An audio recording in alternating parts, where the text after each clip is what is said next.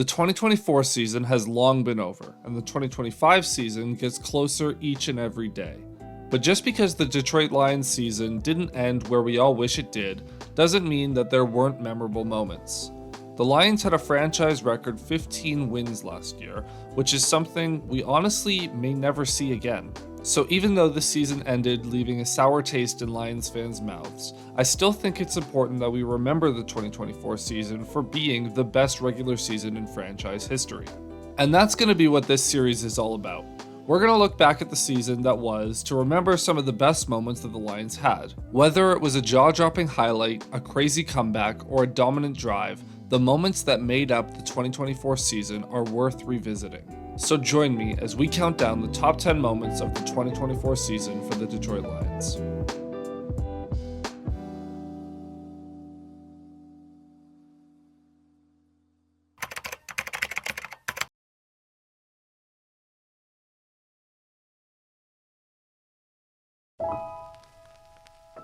Hello, my friends, and welcome back to another iteration of our series counting down the top 10 moments of the 2024 Lions season. We are absolutely ripping through this series, which is very good because this was supposed to tide us over for the dog days of the offseason, and training camp is almost here. Players are reporting next week, which means there's going to be a lot more football stuff to talk about in the very near future. So today we are once again breaking away from the isolated plays that have been filling up most of this list, or even the single drive that was on this list, and we are once again going to be examining an entire game because I make the rules and I felt like it. But in all seriousness, it's not about necessarily the game itself that was so special. It's a lot more of the context surrounding it. So without further ado, let's get into today's moment, Thanksgiving against the Chicago Bears. The annual Thanksgiving game, which people for a long time complained that the Lions kept getting a Thanksgiving game, even though it is literally tradition. But it was bad for a long time, and the reason that this game mattered so much for Lions fans and the entire organization, the entire city of Detroit, is because it had been a long time since the Lions had won on Thanksgiving. Detroit had not won on Thanksgiving since 2016. Yeah. It's been a while. So to say that this was a monkey on the back situation is honestly underselling things. Like, man, I am not kidding. The entire city was so desperate for a Thanksgiving Day win. This is the one game that was circled on everyone's calendars. It was the most anticipated game of the year. Even honestly, like until week 18 became what it was and we knew what it was going to be going in, I would say that this is still the most anticipated game because from the schedule release, we were like, that's the one. You've got to win that game. And they did, thankfully. But now we got to talk about how. Now, like I said, it had been since 2016 that the Lions last won a game on Thanksgiving. I'm going to give Dan Campbell and his coaching staff grief for two of those losses. One of them was his first year, which was also against the Chicago Bears. And the whole double timeout fiasco, just basically handing the win to the Bears. Absolute disaster. And then in 2023, you get absolutely just run out of the building by the Packers. Not good at all. So coming into this game, the stakes are high, anticipation is high, everyone is super amped up. And how does it start? Well, actually really well for the Lions. Sort of, at least. The Lions opening drive, they're moving the ball down the field, they're hitting a couple nice third down catches by Jameson Williams, and they're moving the ball into Bears territory. They get down inside the 30, I think it was about the 24, and on 1st and 10, 5 minutes into the game, they decide Penei Sewell's a quarterback now. Yeah, they got a little arrogant, I'm not gonna lie. They had Penei Sewell try to play quarterback. That's a real thing, that happened, and it didn't work, but yeah, that happened. An end around to Penei Sewell, and I will always resent the Chicago Bears for ruining this play by actually playing coverage. It was so fun and creative and unique that fans were cheering for a 2-yard loss. When is the last time that you've seen a negative play for the home team result in cheering? Aside from a victory kneel down, like what? So that drive stalls out. The Lions settle for 3. Bears, they go 3 and out. Nothing doing on that drive. Kerby Joseph almost gets an interception, obliterates DJ Moore while he's trying to make the catch. Like while Kerby is trying to make the catch, he accidentally hit stick DJ Moore. Hilarious. Ball goes back to the Lions, and it was deep in Lions territory, but big play to Amon-Ra St. Brown, couple nice Jahmyr Gibbs runs, and it caps off with a touchdown pass to Sam Laporta, 10-0. We're feeling good. So naturally, the Bears went 3 and out again. And then the Lions, the Bears were having a doozy of a time offensively. Lions add a couple more field goals. It is now 16-0. A little bit of frustration that these drives were ending in field goals and not something greater. But alas, you're up 16-0, you feel good. In fact, there was really not much to feel bad about. 16-0, Lions have the ball at about the 20-yard line of the Bears with a minute to go in the first half. And the total yards at this point were 266 to 32 in favor of Detroit, and Chicago had failed to get a first down. They had 0 first downs with a minute left in the half. And then the Lions just draw up this beautiful design, this beautiful screen pass to Jahmyr Gibbs. He's running inside the 10, inside the 5, and he fumbled. Well, that's unfortunate, and worst of all, the Bears did go on to get a first down before the end of the half, so a little bit of a vibe kill there, a little bit of fun just zapped out of this game, but hey, 16-0 and you're dominating the game at halftime. What could go wrong? Except, the Bears were not content with having absolutely zero offense in the first half. They made some adjustments, and they wanted to come out slinging, and I hate them for it. Now, granted, the second half almost started off on the same foot. The Lions get the Bears into 3rd and 15, and Caleb Williams, under pressure, he steps up and delivers an absolute dart of a throw to extend the drive. And this is where things really get a bit unfortunate. Caleb Williams, he had a very up and down rookie season. It's been well documented. Lots of people have lots of opinions on him.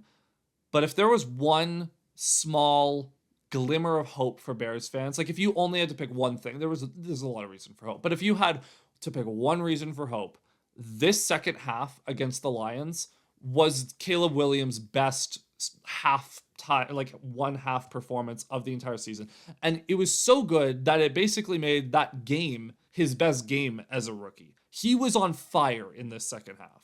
A few plays after that big third down pass to Keenan Allen, another shot deep down the middle, rocket of a pass to Allen again, spins his way into the end zone. Bears get on the board, 16-7.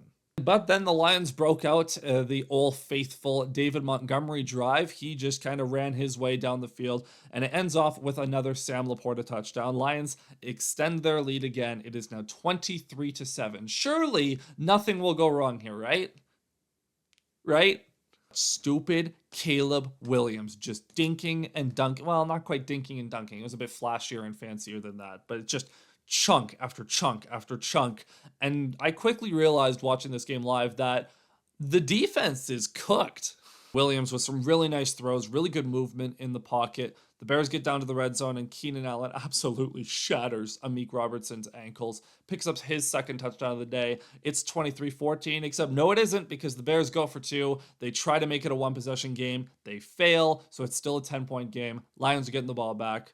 Surely we feel good, right? The Lions had to punt immediately, which sucked, but then they actually get a stop defensively. Big DJ Reader getting in on a sack. The Lions get the ball back. They drive back into field goal range. They were knocked out of it. 3rd and 22. They hit a nice play to get back into field goal range, and Jake Bates misses the field goal. His first field goal miss of the season. He missed extra points earlier, but first field goal miss of the season. Not good. And then Caleb gets back to annoying me. Just some absolutely incredible plays. I can't even lie. There was one play that he was rolling out under pressure, and it looked like he was going to just tuck it, run it, pick up 5, 6, 7 yards, whatever. And at the very last second, he gets to the line of scrimmage and then ducks backwards and does this almost no-look dump off to DJ Moore. Just insane, man. And then with 5 minutes to go, DJ Moore beats Brian Branch over the top. Williams hits him for a 30-yard touchdown. It's a 1-score game. It's only a 3-point game at that. This is not looking good. Fun had fully left the building at that point, and it was made even worse by the fact that the Lions go 3 and out, and they have to give the ball right back. Now, granted, Jack Fox, being the absolute beauty of a human being that he is, the self-proclaimed field optimization specialist, pins the Bears at the 1.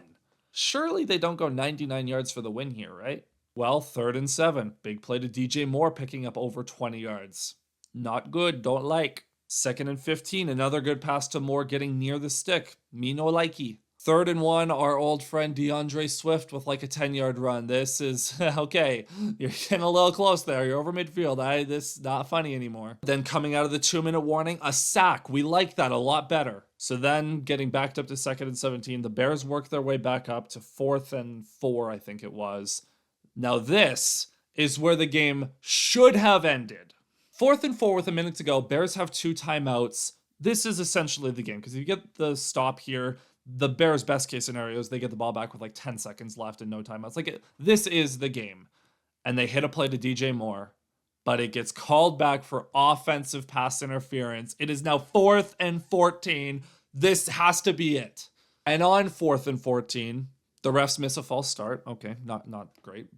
And then Caleb Williams, under pressure, heaves up a prayer to nobody. There's no one home. It was an inaccurate pass. There's no one in the area. And the refs bail them out with a garbage pass interference call. DJ Moore had given up on the play. He did not try to make a catch. He was just walking back to the line of scrimmage or to the bench when that play ended because he didn't have a chance at that pass. There also was not pass interference on the play. The DB was trying to make a play on the ball away from DJ Moore, and they bail the Bears out. The drive continues, and now we're in a bad spot. But thankfully, a Thanksgiving miracle happened. Now, I can't properly put this sequence into words in a way that will do it justice, so even though copyright might get me here, I'm just going to play this 30-second sequence for your entertainment because it truly is one of the funniest sequences of the entire season. No one touched him. And down goes Williams. Zadarius Smith. Well, this is supposed to be a quarterback draw. They have a light box. Clock is running with 15 seconds, and it's 3rd and 26. They have one timeout left. This is like the light box. You could have gotten numbers, but just didn't. You better hurry. Oh, no. Oh, this is disaster in the making here. You're going to have to do something when it comes down to this play. Incomplete, and the game is over. Completely botched at the end by the Bears. Absolute peak Bears football. The Bears are the best comedy in the NFL year over year, and somehow the Lions escape that game. Hey, we don't ask how, we just ask if you did it. Lions win 23-20. Woo! Seriously, a big thank you to Caleb Williams and Matt Eberflus for completely botching the end of the game there.